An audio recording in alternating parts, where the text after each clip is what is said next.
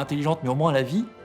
Et ça permet, ne serait-ce que ça, de poser les briques, en tout cas les fondations d'un édifice intellectuel qui permet de s'interroger plus loin. En tout cas pour le scientifique, qui permet d'oser penser qu'il y a peut-être, au-delà de la vie, une vie intelligente. Et donc ça fait progresser aussi les mentalités.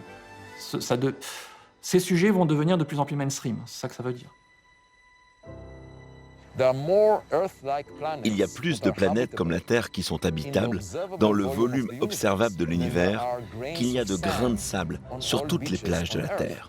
Pour moi, il semble très raisonnable de chercher d'autres civilisations, pas forcément ici sur Terre, pas forcément dans le système solaire, mais bien plus loin que cela, et en faire un sujet central pour nos futures recherches. Parce que les conséquences au fait de trouver des preuves de la vie là-haut seraient phénoménales. Ça changerait la conception que nous avons de notre place dans l'univers.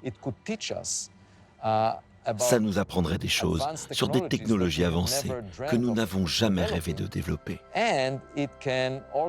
Cela peut aussi nous apporter une leçon sur comment se comporter en tant que civilisation. On se sentirait comme une équipe qui apprend d'une autre équipe qui a traversé un processus similaire à nous dans le passé.